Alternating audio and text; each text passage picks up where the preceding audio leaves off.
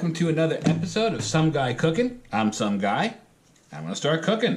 By special request of the G-Man, I'm going to make cream beef. I know a lot of you are holding your noses and gagging right now, but it's actually a pretty hearty meal. I always pour it on top of scrambled eggs or on top of toast or those potato pancakes that I taught you to make. They're good on top. It's good on top of just about anything. For this recipe, I'm using about a pound of turkey meat, but you can use ground beef. You could use sausage, like breakfast sausage, if you remove it, like the Jimmy Dean. Just remove it from the casing and pile that up. That's sausage gravy. You could use sliced beef if you wanted to, the dried sliced beef. I suppose you could even make a vegetarian version of this. I don't know how good it would be, but I'm sure you could do it. Most important thing to remember about this is there's only a couple of ingredients, which are the point of these videos. So I've got about a pound of turkey meat here. I've got 3 tablespoons of butter and 3 tablespoons of flour.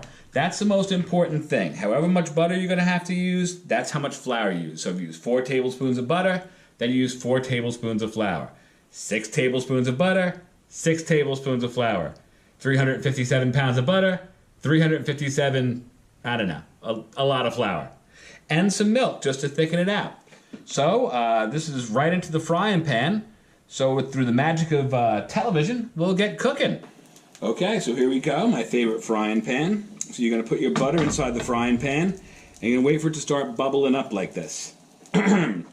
Once it starts bubbling, you're going to take your meat, and you're just going to kind of break it up and toss it in there. And like I said, you can use sausage in this. If you take it out of the casing, you could use chopped meat. I know it seems kind of silly to say that I'm trying to make a healthier version of this, but when you think about it, it's not as bad as beef. It doesn't let off as much fat. And I know I got the fat with the butter, but butter is not bad for you. Overindulgence of butter is bad for you. All right, so we've got our meat in there.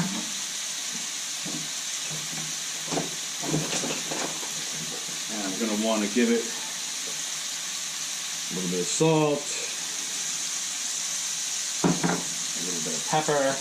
Actually, a lot of bit of pepper. We'll pepper it more up later. And we're just going to cook that meat through. Going to get it nice and brown. This is one of those things that you cook that this is going to be really more of a feel thing than anything else. You'll see what I mean later. All right, so let's brown this up. Okay, through the magic of television, here we go. We've got our meat nice and brown. Then I'm going to take that flour we had before. And remember, the same measurement, so we had 3 tablespoons of butter, so now we have 3 tablespoons of flour. And I'm just going to put this in here. I'm just going to sprinkle it in. Okay, this is a form of making a roux, which we'll learn later on. And I'm just going to cook the flour through. I'm going to coat all the meat with it. And you'll be able to tell when the flour is ready. It'll start giving off like this nutty smell. It's hard to describe, but that's what I meant before, but I said this is more of a feel sort of thing. Cooking flour sort of has a, how would I describe it? Maybe like an almondy sort of smell. It smells like roasting nuts. It's good stuff. All right, and I'm just going to cook that flour in there. It doesn't take long, and you'll see it, and you'll start feeling the spatula stick to the bottom of the pan. Matter of fact, you'll see some of that flour cooking right there on the bottom of the pan. If you scrape it off, that's what's going to become our gravy. And that's what's known as roux. Though not really, but that's another episode. One day when we make jambalaya, which I will eventually get to. Okay. So now we're going to wait for this to get nice and brown. We want that bottom, that sticking flour, we want that to get nice and brown. And you'll see the meat will start to stick to your spatula and everything else. That's all the flour soaking up the fat and everything. Okay. Looking good, looking good. Keep turning it around. It's okay if it starts to burn a little bit. It's okay if it starts to stick to the bottom of the pan. You actually want that. You'll see why in a second. Okay, see that flour now? It's starting to turn more of a beige color. That's about where we want it. Now, if we were making a roux with that jambalaya, or we were making some Creole cooking, we would let that go to a dark brown. But that's a different type of roux, like I said. So we don't have to worry about it now. Okay, that should be brown enough. So now we're just going to take milk and watch her go. Here we go. Ready? Going to pour some milk in there. I poured about a cup. And you'll see it all bubbling like that. And you'll feel, as you start to spread it around, it's going to thicken up almost immediately. And that all that stuck flour to the bottom is going to start coming up off the pan. It smells good already. I'm ready to eat. Okay, so you're just going to kind of move that liquid around and scrape up all that good stuff off the bottom of the pan.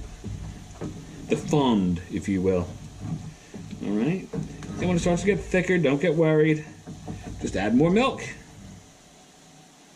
How much milk? Well, it's pretty much up to you how thick you want your gravy. I like it nice and thick. You'll see, like I said, it's going to thicken up right away.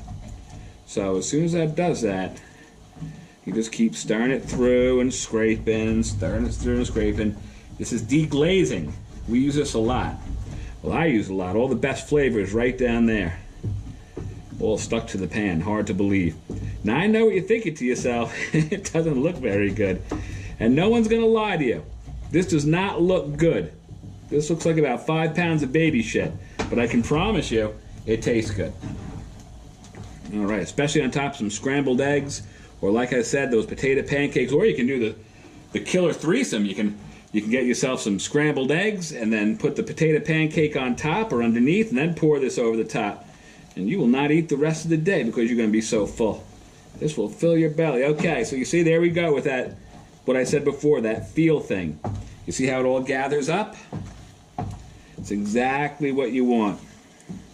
Okay, now if you wanted to make it a little bit thicker, you could just keep stirring it through and stirring it through and it'll get thicker and thicker. If you want a little bit thinner, just add some more milk, a little bit at a time. Just don't dump the whole thing in there. Okay. Now, I always make mine with lots of extra pepper. I like pepper. And probably just needs a little teensy bit more of salt. Okay, and you stir it all through. And you see, now I'm letting it go a little bit longer. It's getting thicker and thicker. You can break this. Breaking means putting too much liquid in. But if you do, it's not the end of the world. You just keep cooking it through, keep cooking it through. That's about perfect right there. That is just about right. You see, I can gather that meat and gravy right there. I don't want it too thick. I don't want it like paste. And you see all the stuff that we poured before off the bottom, it's all gone now. Okay, that's all in the gravy.